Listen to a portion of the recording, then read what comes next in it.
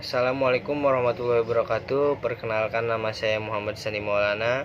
Saya dari jurusan Administrasi Perkantoran. Di sini saya ditugaskan oleh mata kuliah Praktikum Perkantoran untuk menjelaskan etika dalam kantor. Kata etika sering disebut dengan istilah etik atau etis yang mengandung banyak pengertian. Dari segi etimologi, istilah etika berasal dari kata Latin atau etius, dan dalam bahasa Yunani disebut etios yang berarti kebiasaan. Etika juga disebut ilmu normatif yang dengan sendirinya berisi ketentuan-ketentuan atau norma-norma dan nilai-nilai yang dapat digunakan dalam kehidupan sehari-hari. Sedangkan etika dalam bahasa Prancis, yaitu etiquette, adalah tata krama, sopan santun atau tata pergaulan. Ya, etika bergaul. Setiap hari dalam pergaulan di kantor sudah tak terelakkan karena satu sama lain sering membutuhkan berinteraksi yang di dalamnya mencakup komunikasi. Interaksi dan komunikasi akan berjalan dengan baik apabila kedua belah pihak saling menghormati dan mengerti akan hak dan kewajiban masing-masing.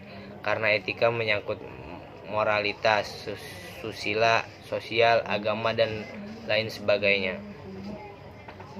Bagaimana memahami etika pergaulan adalah seperti berikut ini diantaranya: bersikap sopan santun dan ramah, penuh perhatian terhadap orang lain, mampu menjaga perasaan orang lain, berusaha untuk saling membantu bila melihat teman kerja membutuhkan bantuan, mampu mengendalikan emosi. Etika berpakaian juga sebagai berikut: setiap orang selalu menginginkan penampilan yang menarik dan ingin merasa menarik dilihat orang lain. Karena penampilan itu merupakan daya tarik setiap orang. Penampilan yang baik tercipta dari berpakaian yang dipakai sehari-hari. Walaupun di dalam kantor, hampir semua karyawan perusahaan memakai seragam masing-masing yang telah ditentukan oleh atasan. Pakaian yang baik dan pas digunakan memberikan kesan anggun dan lebih profesional. Dan yang perlu dilaksanakan dalam berpakaian kantor adalah disesuaikan dengan jadwal yang sudah ditentukan perharinya dalam menggunakan seragam. Bagaimana cara etika berpakaian di kantor yang perlu diperhatikan adalah sebagai berikut. Yang pertama adalah gunakan pakaian dengan ukuran yang pas. Biasakan berpakaian rapi dan tidak kedodoran. Dan yang ketiga adalah jangan merubah model pakaian.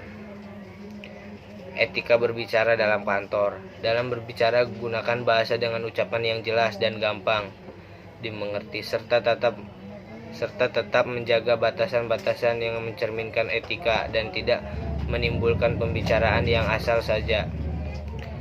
Ada beberapa hal yang perlu diketahui ketika berbicara dengan orang lain di dalam kantor.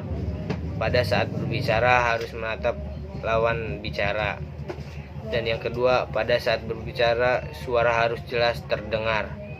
Dan yang ketiga, gunakan bahasa yang baik dan benar. Yang keempat, hindari menggunakan nada suara yang tinggi.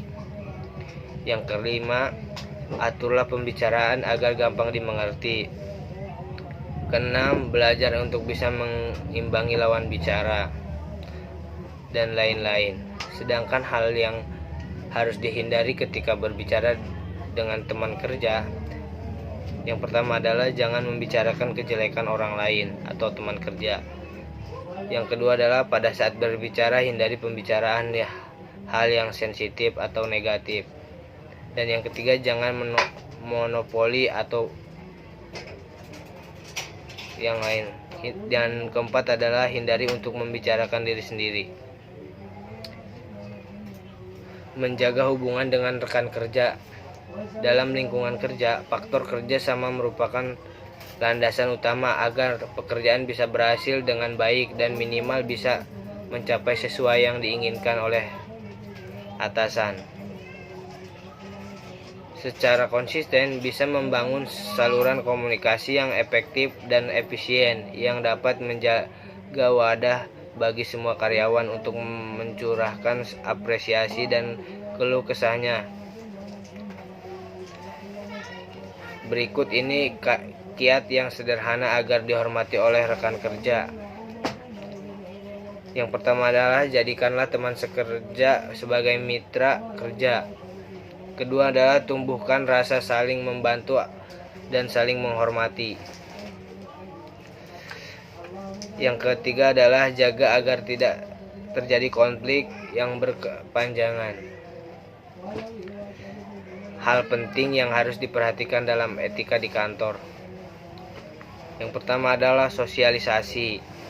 Yang kedua adalah berbicara dengan jelas. Ketiga adalah hati-hati berkomentar. Yang keempat berkompromi. Dan yang kelima yang kelima adalah pengaruh orang lain. Sekian dari saya. Wabillahi taufiq walhidayah. Wassalamualaikum warahmatullahi wabarakatuh.